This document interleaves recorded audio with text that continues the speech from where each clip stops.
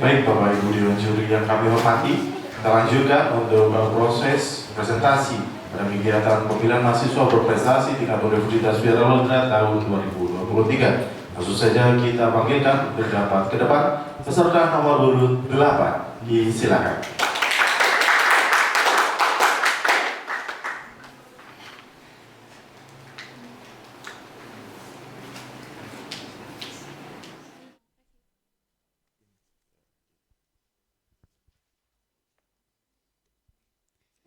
Bismillahirrahmanirrahim. Assalamualaikum warahmatullahi wabarakatuh. The honorable judges, respectable audience, and everyone here today who are loved by God. My name is Nur Khalifah. I'm from the Faculty of Agriculture and Agrotechnology Study Program. Standing in front of you all, I will tell you about pemanfaatan limbah jerami padi sebagai media pertumbuhan jamur merang dan salah satu bahan baku pembuatan briket. Padi merupakan salah satu komoditas pertanian yang banyak ditanam oleh penduduk Indonesia. Dari yang kita ketahui, Indonesia adalah negara agraris di mana rata-rata masyarakatnya bekerja sebagai petani.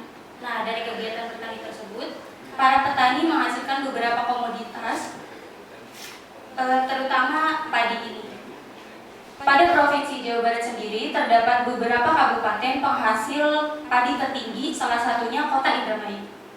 Kabupaten Indramayu menempati posisi kabupaten atau kota dengan produksi gabah kering giling di KG tertinggi di Jawa Barat pada tahun 2022. Tercatat produksi padi di KG Kabupaten Indramayu pada tahun 2022 sebanyak 1,499 juta ton, dan di tahun 2019 menjadi daerah penghasil beras tertinggi di Indonesia dengan produksi padi sekitar 1.376.429 ton. Yang artinya dari data tersebut dapat kita ketahui bahwa semakin tinggi produksi padi, maka semakin banyak pula limbah padi yang terbuang.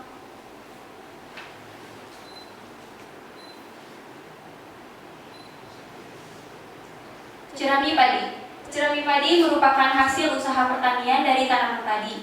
Jerami ini berupa batang padi yang telah kering.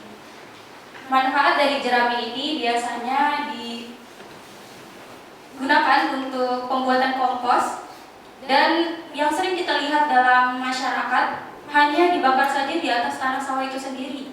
Padahal yang kita ketahui, hal ini akan menjadi masalah pada kesuburan lahan sawah tersebut. Salah satu usaha untuk mengatasi masalah tersebut adalah dengan mengubah limbah jerami padi menggunakan menjadi media tumbuh jamur merang. Selain dijadikan media pertumbuhan, jerami juga dapat dimanfaatkan sebagai salah satu bahan untuk pembuatan briket.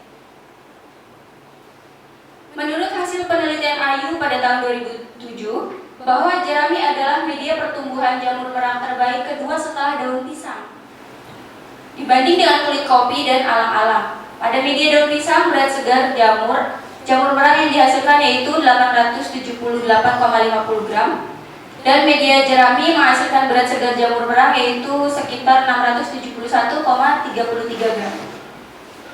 Jerami memiliki banyak manfaat, diantaranya sebagai media pertumbuhan jamur merang, dan pemanfaatan jerami ini sebagai media pertumbuhan jamur merang karena mengandung banyak zat, gula, dan mineral. Kenapa?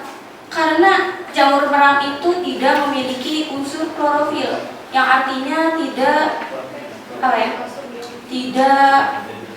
melakukan proses fotosintesis seperti tanaman pada tanaman yang lainnya.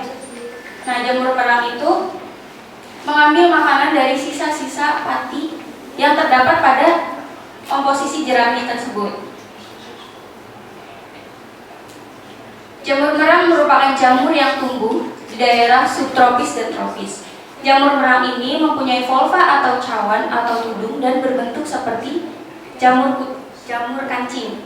Yang membedakan adalah kalau jamur merang itu bentuknya bulat, lonjong, dan jamur itu biasanya tumbuh pada tempat yang lembab dan tidak kering. Jamur merang banyak dibutuhkan di pasaran dalam negeri juga mempunyai prospek yang sangat cerah. Kebutuhan jamur merang untuk Jakarta, Bogor, Sukabumi, Bandung, dan sekitarnya rata-rata 15 ton setiap harinya. Briket. Briket adalah arang yang diolah lebih lanjut sehingga mempunyai daya serap yang tinggi terhadap bahan yang berbentuk larutan atau uap. Briket arang dapat dibuat dari berbagai macam bahan seperti sekam padi, jerami padi, kayu, dan serbuk, gergaji, bongkol jagung, dan tempurung kelapa. Jamur merang merupakan satu di antara model jamur yang banyak diupayakan oleh petani di daratan rendah. Jamur merang ini biasa tumbuh pada limbah pertanian seperti jerami padi tadi. Negara kita sebagai salah satu produsen padi terbesar tentu menghasilkan jerami padi yang berlimpah saat panen, sehingga budidaya jamur merang mudah karena mendapatkan bahan baku yang banyak serta murah. Kemudian prosedur pembuatan media pertumbuhan jamur merang. Yang pertama dilakukan persiapan bibit menggunakan bibit jamur merang F3 yang sudah siap dibudidayakan. Yang kedua menyiapkan media tanam. Dan yang kita tahu bahwa media tanam jamur merang ini dibudidayakan pada tumpukan jerami atau merang padi. Nah, sebelum si jerami ini dijadikan sebagai media tanam, jerami ini difermentasikan terlebih dahulu dan melalui 3 tahap. Tahap yang pertama, si jerami ini dibasahi oleh air dan diamparkan di atas tanah atau lantai dengan ukuran 2x3 meter. Nah, kemudian disusun setebal 30 cm dan di atasnya disebarkan onggok, kemudian susun terus sampai berlapis-lapis sekitar 1,5 meter. Lalu siram dengan air lagi, kemudian tumpukan media tersebut dibungkus rapat dengan plastik mulsa. Tahap yang kedua itu setelah tahap pertama diamkan selama 3 hari, kemudian dibuka dan tumpukan merang tadi dibongkar. Hasil bongkaran tersebut disusun lagi dengan menempatkan bagian bongkahan yang atas ditempatkan di bawah. Jadi yang tadinya jerami yang ada di dalam jadi ada di samping, yang ada di bawah jadi ada di atas. Kemudian disiram air lagi, dibungkus, kemudian diikat rapat dan diplastiki lagi dengan plastik mulsa. Lalu dibiarkan selama 3 hari lagi. Setelah 3 hari, media tanam yang terdiri dari merang dan onggok ditambahkan lagi bakatul 10 kg dan dolomit atau kapur pertanian sebanyak 7,5 kg. Caranya, media jerami ini yang sudah bercampur onggok ditebarkan di atas tanah setebal 30 cm, lalu disebarkan bekatul dan dolomit di atasnya. Begitu juga seterusnya hingga berlapis-lapis dan disiram air, kemudian didiamkan lagi selama 3 hari. Setelah 3 hari, media budidaya tersebut dibongkar untuk ditempatkan di rak-rak budidaya jamur merang atau yang biasa kita ketahui dinamakan kumbung. Rumah budidaya jamur merang disebut kumbung. Kemudian penanaman bibit. Penanaman bibit jamur merang dilakukan dengan cara menebarkannya langsung ke rak tanaman. Dan rak tanaman dibuat dengan ketebalan 15-20 cm dengan panjang 3 meter atau 5 meter dan lebar 1 meter. Dengan ukuran rak tersebut dibutuhkan 10-14 botol bibit dengan isi 220 cc. Jamur dapat dipanen setelah 8-10 hari penanaman bibit. Jamur merang siap panen adalah jamur pada stadia telur saat tubuh belum terbuka. Pembentukan tubuh buah jamur merang tidak terjadi bersamaan, maka pemanenan harus dilakukan secara hati-hati agar tidak merusak jamur yang dipanen dan calon tunas yang akan tumbuh. Periode panen yang pertama sekitar 5 hari dan akan diikuti dengan panen berikutnya, yakni setelah masa istirahat 5 hari. Kemudian yang ketiga yaitu prosedur pembuatan briket dengan bahan baku jerami. Yang pertama, kita menyiapkan jerami dan sekam padi. Kenapa ada tambahan sekam padi? Karena jika jeraminya saja, maka si kalornya ini atau proses pembakarannya itu cepat. Kalau ditambahkan sekam padi, bisa agak lebih lama. Kemudian bakar jerami dan sekam padi dan tutup menggunakan cerobong supaya mengurangi asap. Nah, perbedaan antara pembuatan jerami, briket jerami dengan pembakaran masyarakat di sawah itu biasanya kalau jerami digunakan briket itu pembakarannya menggunakan wadah penampung sehingga tidak langsung menuju ke tanah. Kemudian diencerkannya tepung kanji dengan air dengan perbandingan 1 kilo tepung kanji dan 10 liter air, kemudian diaduk sampai kental. Kemudian campurkan secara perlahan abu jerami dengan larutan tepung kanji yang sudah dimasak. Abu jerami dan sekam padi ini setelah proses pembakaran itu dihaluskan terlebih dahulu. Kemudian aduk hingga tercampur merata. Masukkan adonan ke dalam cetakan briket lalu dipadatkan dengan alat pres. Kemudian waktunya habis. Terima kasih. Baik Bapak Ibu Deojoli yang kami hormati, untuk kesempatan pertama kami persilakan kepada Bapak Dr. Kemana PDI, disilakan.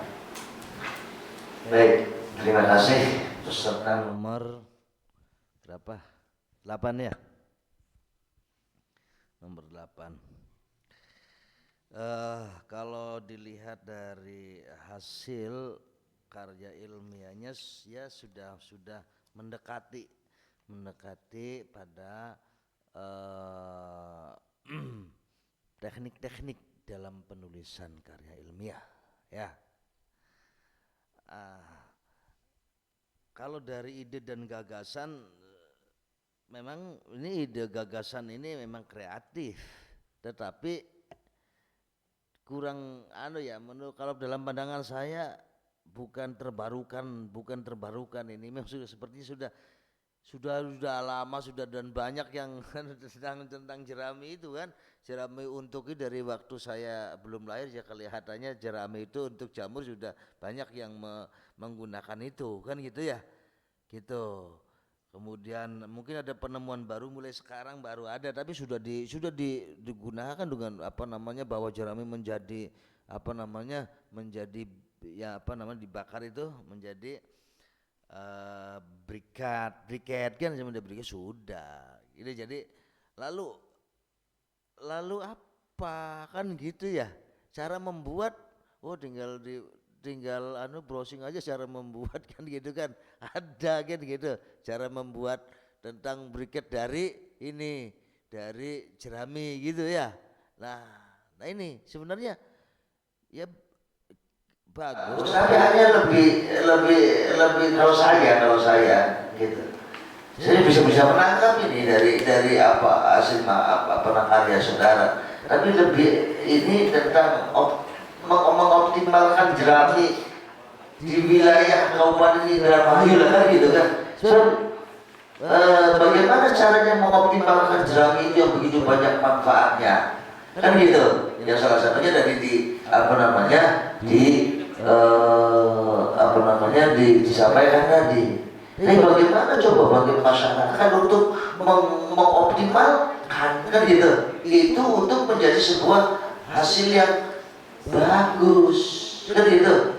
Yang salah satu jadi lebih mengoptimalkan lebih kepada jerami gitu, bukan jerami menjadi jamurnya kan gitu. Itu kan sudah usaha kan gitu.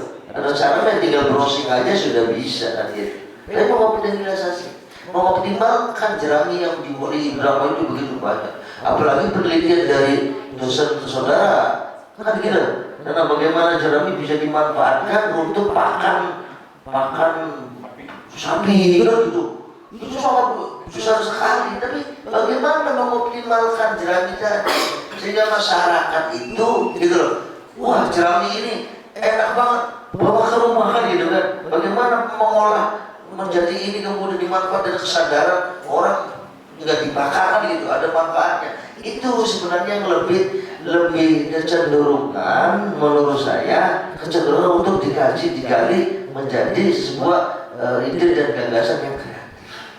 Kalau saya tanya gitu kan, nanti apa yang sudah tertuliskan semua, saya sangat paham sekali gitu. Tapi lebih baik kalaupun mudah-mudahan kalaupun ini bisa mewakili, tapi lebih kepada optimalisasi, mengoptimalkan jerami di wilayah Indramayu menjadi apa namanya sesuatu yang bermanfaat besar gitu untuk banyak hal. Saya kira itu ya gitu. Tapi nggak apa-apa lah, saya ingin tanya pada saudara terkait dengan ini. Kata siapa sih? Kamu udah pernah nyoba belum? Baik, izin menjawab ya Pak. Iya. Sebelumnya saya belum mempraktekkan ya. Tetapi karena saya melihat banyak sekali jerami gitu yang tidak dimanfaatkan. Kalau hanya dibakar saja di atas tanah gitu tanpa ada pemanfaatan lebih lanjut, kenapa nggak dibuat jerami briket gitu? Kan briket juga sama-sama dibakar, menghasilkan abu, abunya kemudian dicampur dengan larutan maizena, jadilah sebuah produk. Itu bisa menambah penghasilan kita gitu dengan menjual briket tersebut daripada membakarnya saja gitu dan sudah sampai situ. Tapi saya juga baca kata buku juga begitu. Iya kan kita kata buku juga begitu. Iya. Jadi makanya saya sih lebih ya mudah-mudahan Anda bisa mewakili ini, tapi lebih kecil bagaimana mengoptimalkan ya jerami itu ya, dan kesadaran masyarakat untuk menggunakan bagaimana caranya jerami itu jangan dibakar gitu loh. Jadi pola itu, mengoptimalkan pola itu, bagaimana menyadarkan masyarakat apakah produk apa lebih ini yang lebih ekonomis tapi apa mudah kan gitu. Itu pada itu saja menurut saya kalau tentang apa kreatif, kalau apa yang saudara jawab itu yang menurut saya dibaca di buku juga ada buku begitu, perlu dibuang buat berikut gitu kan. Tapi mengoptimalkan, menyadarkan orang, memanfaatkan itu menyadarkan orang sehingga membuat sebuah produk, sebuah pabrik yang bisa mengolah itu gitu kalau ada gitu. Kira-kira gitu aja. Ya, terima kasih. Terima kasih Bapak. Selanjutnya kesempatan kedua kami persilakan kepada Ibu Dr. Ida Yulinawati MPD, disilakan. Terima kasih Pak Topan. Selamat sore, Nur Khalifah. Selamat sore. Ini sudah suaranya lembut sekali ya, cara menjelaskannya juga seperti sedang diberi kuliah karena penjelasan bagaimana cara membuat briket, cara membuat ini. Tadi yang disampaikan oleh Pak Dr. Hambali benar bahwa untuk cara-cara pembuatan briket, cara-cara untuk menanam jamur merang itu bisa dicari dan didapatkan di berbagai media ya, di Google, di YouTube dan lain-lain. Jadi yang diharapkan itu Nur Khalifah itu harus mempunyai ide kreatif yang langsung berhubungan dengan masyarakat. Misalnya kalau lebih dispesifikan, ini kan masih umum nih, masih umum. Misalnya lebih dispesifikannya itu membuat kelompok tani yang bergerak dalam bidang apa misalnya. Itu kan sangat spesifik karena orangnya di situ, tempatnya di mana, berapa jumlah orangnya, apa saja yang dibutuhkan, kapan panennya, hasilnya bagaimana. Itu lebih spesifik ya. Jangan terlalu umum. Nanti kalau terlalu umum itu sulit untuk mengukurnya apakah program yang kita gagas itu berhasil atau tidak ya. Kemudian untuk penulisan ini saya cek juga ada banyak atau beberapa lah ya sumber yang tidak ditulis di referensi. Nanti harus cek semua yang ada di depan harus ada di referensi ya. Kemudian yang terakhir tadi ya, tentukan tempat partisipan berapa, kemudian waktunya kapan, itu namanya time bound yang berhubungan dengan smart itu. Jadi ini proyeknya itu tidak proyek untuk selama-lamanya, tapi proyek yang bisa diukur keberhasilan atau ketidakberhasilannya. Itu saja ya saran dari saya. Terima kasih. Terima kasih Bu. Ya, sama-sama. Untuk yang terakhir kami persilakan kepada Bapak Insinyur Yudi Mahmud MP untuk menyampaikan saran pertanyaan kepada peserta nomor urut 8, disilakan. Baik, terima kasih. Nomor 8. Oke. Ini anak semester 2, Bu. Oh, masih. Ya. Jauh perjalanannya. Ya, masih panjang, Ya, tapi masih ada panjang. keberanian ya. Ya, tadi sama ya sebetulnya kalau tadi paparkan kita sedang mendengarkan juknis membuat membuat jamur merang dan briket. Jadi dan masalahnya juga menjadi sangat lebar ya. Misalnya masalahnya ada 3 yang harus dijawab. Sebetulnya ini bisa menarik kalau Anda kemas, judulnya adalah misalnya optimalisasi limbah jerami padi dalam rangka meningkatkan pendapatan petani. Jadi meningkatkan kesadarannya bukan teknologinya, bahwa banyak nih limbah daripada dibiarkan, kenapa tidak diubah menjadi bentuk-bentuk tertentu yang bisa menjadi pendapatan petani. Nah, bagaimana meningkatkan kesadarannya? Itu gagasan saudara harus seperti apa? Itu yang gagasan barunya. Kalau teknologinya kan sudah lama, ya ini sudah lama. Jadi bagaimana sih upacaranya?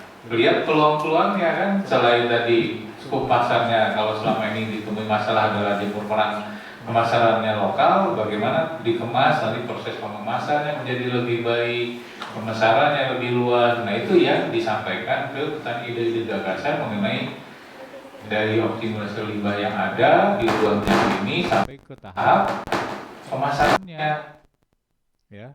Karena kalau jamur merang yang ada di pasar lokal itu adalah jamur merang yang kualitasnya udah kualitas yang sisa-sisa. Kalau yang mahal itu kan yang besar bola golf ya seperti itu, yang harus segera dipasarkan dalam bentuk segar ke Jakarta kan. Nah, dengan peluang ada jalan tol dan sebagainya, nah itu.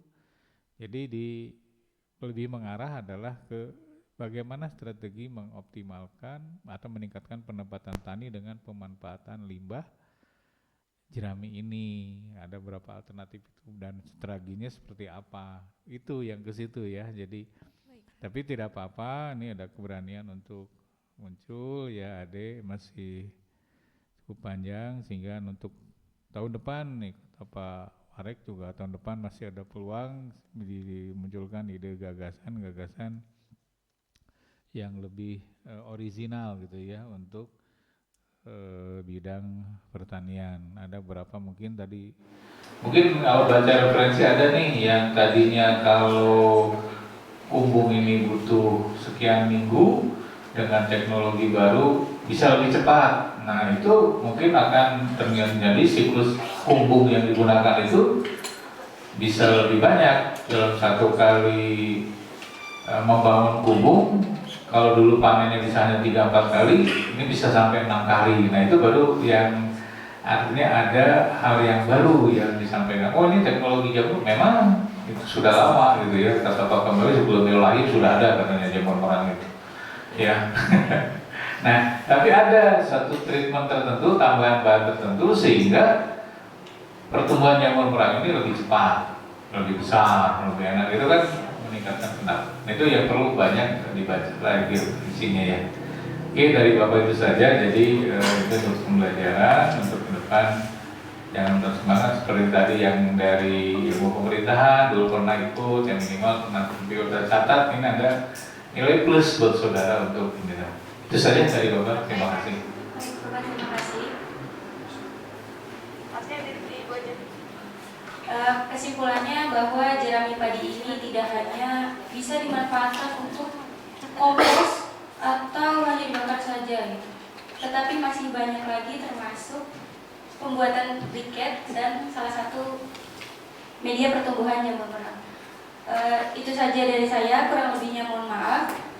Wassalamualaikum warahmatullahi wabarakatuh. Waalaikumsalam.